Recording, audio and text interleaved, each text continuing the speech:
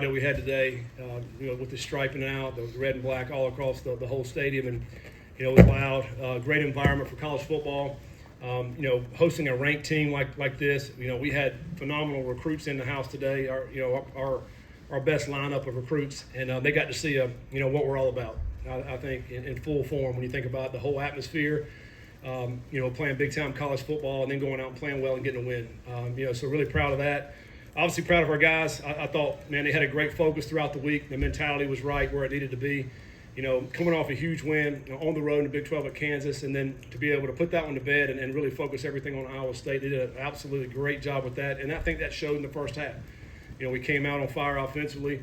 I thought started with our offensive line, the way they were blocking, coming off the ball, huge runs. Our best running back game we've had this year with Tywee and Evan, just breaking tackles and some huge runs. And then, Sorsby with some timely throws, I thought, throughout the day, and none bigger than the one late in the game to Goody, to push it to two-score game. Obviously was huge for us on third down.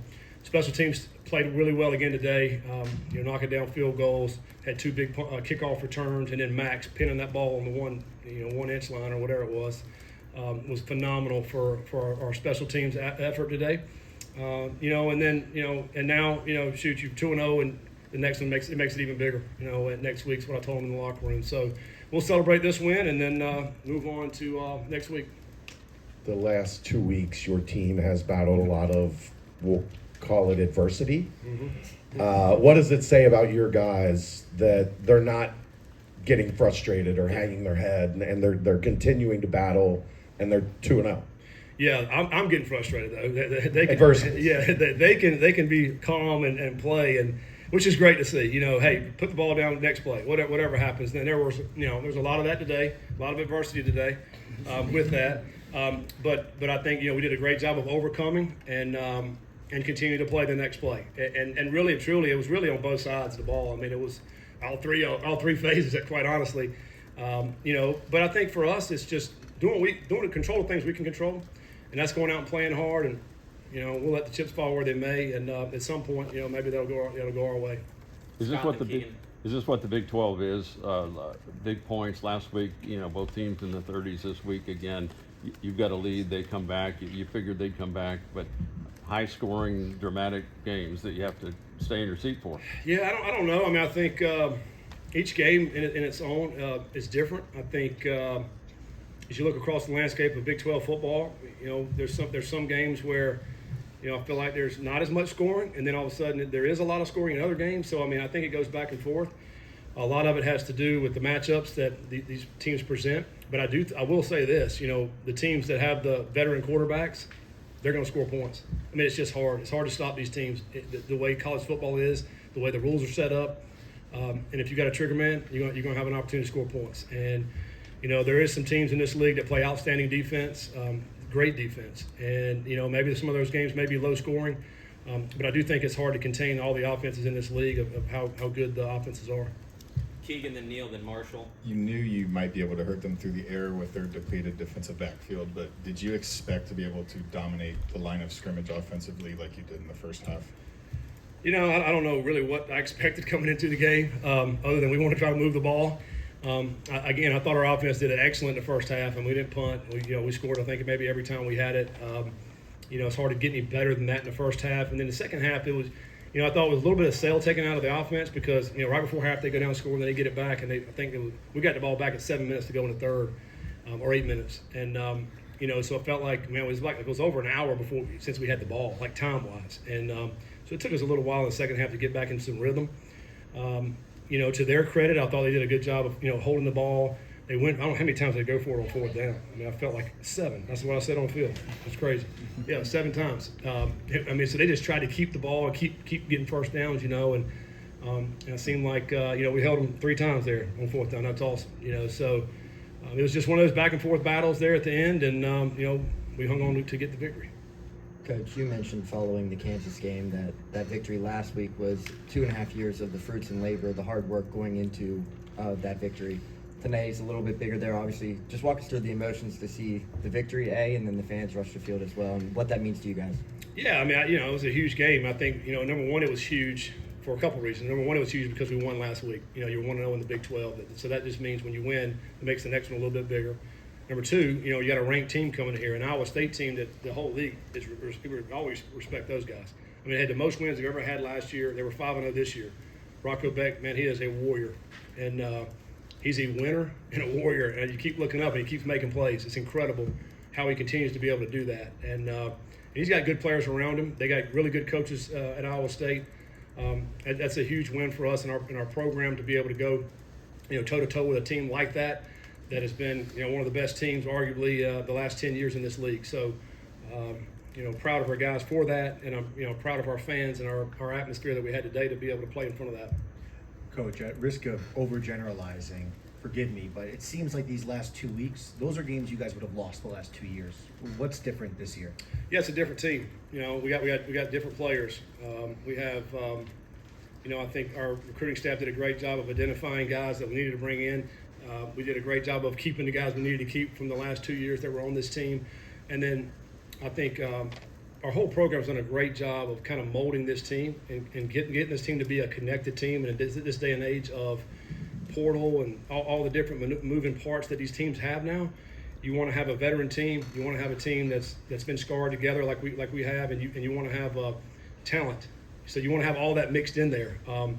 You know, I think, you know, you can look at some of the plays today and some guys that were made today with guys we had before, but then also guys we brought in, Tyree Walker, Caleb Goody. I mean, these guys are making big-time plays for us that go win games. So this is a different team, but also I saw Luke Kandra and DT and John Williams and stuff in the locker room. You know, I'm proud of those guys too, because they helped us get to this point that we're in right now. I mean, it took all of us to get to where we are, you know, to be able to go compete and win these last 2 games. I'm not sure if you've seen this, probably not yet, but on the internet over the last 2 weeks, a lot of people talking about the glow up of HatSat. Is there any reason that you've made the change from visor to hat?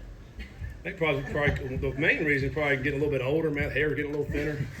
You know, you don't want to be showing that in the back there, you know, with a visor. But we also need a little change up. We need a little spark. We need a little something. So we're gonna go with the hat. You know, Zach questioned it. He didn't know if I really should have done that. But yeah, we went with the hat, and I'm so far it's been pretty good. Yanni, then Russ. Yanni. Coach, obviously a lot of big explosive plays for you guys today, but to be able to go 4 for 4 in the red zone, what does that say about this team's finishing ability, especially against a defense like Iowa State? Yeah, I mean, it's huge. Obviously, red zone scoring is big. I think we've been really good this year in the red zone. We've been good, you know, as far as converting that into touchdowns. That's huge. You obviously don't want to try to kick field goals there if you can help it. You know, sometimes you're going to have to kick some field goals once you get down in there. But you want to get those touchdowns because we mentioned all the scoring that's going on. I mean, you want to score those 7 points and to give yourself a chance to win. But our coaches come up with a good plan, and our kids have been executing. You know, that those game plans in the red zone is huge to be able to get those 7 points.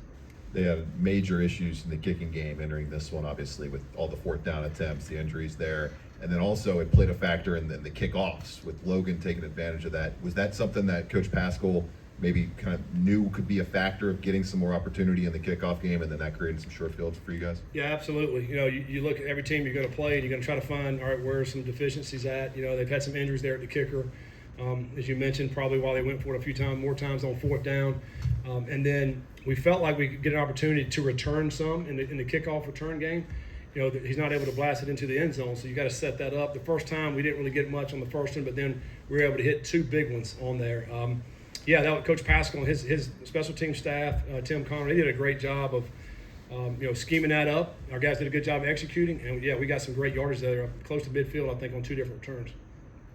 Scott, is there one word, if any, that you can use to describe the momentum that you and this team feel right now with 2 signature wins in the Big 12, knowing you're 2-0 with those aspirations of going to Dallas? No, I don't think we think like that. You know, we try to stay in the moment. I think you know, I think if you think like that, then you set yourself up. You know, I think for us, it's about our process. It's about celebrating this win today because it was a big win. And then it's about getting in there tomorrow and trying to heal up and then moving forward for our next opponent. So, you know, you can't think like that. You got to think about 1 week at a time and your opponent that you get ready to play. Correct. Okay, Scott, seemed like two plays that summed up the game entirely. The 4th and 1 stop at your 16, 3 plays later, obviously Brendan hits Caleb. What do those two plays mean to you? Because I think Marshall was referring to this earlier. Maybe last year against Pitt, you could have used one of those big plays, but now to get those plays so close in succession late in games, what does that mean to you? Yeah, it means a great deal. We talk about our team. We learned so much just this season. You think about the Nebraska game. I think that game helped us win last week at Kansas. Well, the Kansas game, probably there's some plays there that helped us win this one. Last week, if you remember, against Kansas, we stopped them on 3rd and short. Then there was a 4th and 1. Felt like we stopped them. Didn't get the mark on that one. And then really and truly, that was this very similar setup today. And our guys, rose up to that challenge and stopped them today. It was huge. And we felt like offensively at that point, we have to go score. We didn't get much on 1st and 2nd down. I think it's 3rd and 7 right there. They presented a coverage that looked enticing to be able to go one-on-one with Goody. And that was a play where I'm able to tell Sorsby, hey, it's man-to-man, think post. He did a great job of stepping back, putting some air under the ball, and allowing Goody to go get it.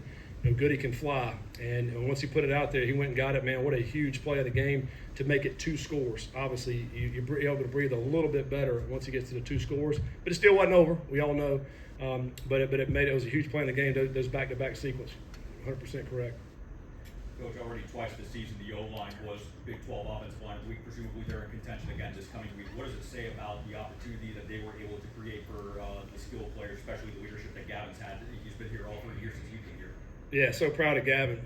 Our top leader on our team, captain, been here forever. We joke about it all the time. He's been here, 8 years or so, but he's man, such an awesome dude.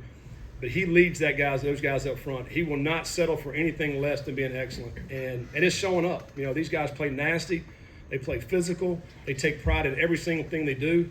If they happen to get a penalty, it hurts them. It is like those guys. I often think that your offensive line on football teams make your whole team go. They set the identity of your team. How nasty are they? How physical are they? Well, then the rest of your team better be that way if they want to hang. And they're showing that week in and week out.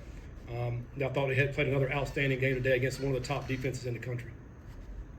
Coach, obviously Dante comes back on a snap count today. Just how exciting was it to see him run around and make some plays today, and how big of a piece was that for this defense today? That's a huge boost for us to be able to get the big boy out there. And he's worked his butt off the last 3 weeks to try to get healthy and to be able to get out there. And we're. Last week we were questionable. This week we were. It was all the way up to game time. We certainly don't want to put him out there and put him in harm's way. But our training staff and Aaron and Helmer, they're the best in the country. They do a phenomenal job caring for our athletes. To get him ready to go in that period of time with that injury, that was phenomenal, and it's credit to all those guys. But to be able to have it, no matter, I don't even know how many snaps he had, but if it's 1 or 2 snaps, it's worth it to have him out there because he's going to plug that A gap. There's not going to be anywhere to go. And that's going to free up everybody else. But it's awesome to see him, finally get back out there and help us. And hopefully, he'd come out unscathed today and to be able to heal up a little bit more as we go through next week. Speaking of freeing up everybody else, Jalen Hunt has played well so far this year, but maybe hasn't had the statistical, accolades to go with that. How good was it for him today to be as active as he was and be in on as many plays as he was? Yeah, he was all over the place today. Every time you looked up, Big 90 was making a play, including a big sack. And, he's had a great offseason for us. And really and truly, I go back to last year, man. In the spring, I thought, man, this guy's going to really help us. Then he gets the injury and he missed all last year. He's so valuable because he can play nose, he can play tackle, field, and boundary. He's a 310-pound guy that's very light on his feet, has very good quickness. And he's another one. He has worked so hard to get to this point right here. I'm so proud of him to be able to watch him make plays now. And that was fun today. That was his best game he's played. It was awesome. I know it's a team game, but is it a little monkey off your back to beat Matt Campbell and you and Tyson Bite with all the ties that you guys have to them? Yeah, I love Matt. He's awesome. As I said this week, I think he's one of the best coaches in the country. He does an outstanding job. But absolutely. It's fun to be able to compete against him and to finally get a win. He's had our number, but all the respect in the world for him. He knows that, and he does such a great job. So, that's why you're proud of this team and to be able to go out there and compete and win that game. Last 2, Keegan and Chad. What went through your head when you saw Tawi truck that Iowa State defender. Yeah, I mean, even before that, I was like, man, he's looking like a beast mode out there today. I mean, he was running through guys, a man on a mission, refusing to go down. I mean, I don't know what got into him, but he needs whatever he ate for pregame meal, he needs to eat it again. He's a beast, we've been seeing that in him, and for it to come out today was awesome. Him and Pryor both, I thought, were great 1-2 punches today, and really made some great plays for us. Coming into the game, their average starting position was their 38-yard line, which is absurd. How much did you guys talk about that, limiting their field position, kind of keeping them from getting those starts where they're already kind of at midfield, and then how big was that fletch punt to the one to throw them off? Yeah, I mean, like as I mentioned, the margins are so small in this league. You can't just rely on offense and defense. You will get beat, and that's reason why we're so proud of our special team units, how good they've been this year, how we cover, how well they kick, obviously, but it's really the other guys too, how well they cover, how well they block, on the returns. And to try to win the field position. We talk about it every week. We come into our team room on Sunday and we'll put up the hidden yardage. Like who won those hidden yardage right there in the field position, because they will help you win. And the field position that we started at today felt really good for us. And then obviously did, not for them. When you start on -1, that's no fun. And I remember it was last year or 2 years ago, we didn't start. It was like 7 straight games. We didn't start on the other side of the field in 7 straight games. It is very difficult to score points that way when you have to drive the whole field. And that's what I think that's the reason why they had so many 3rd and 4th downs there, because you got to drive the field. It's hard, and then it gives you more opportunity to stop them. We stopped them 3 times on 4th down. It's big. Thank you, Coach. All right, thanks guys. Scott.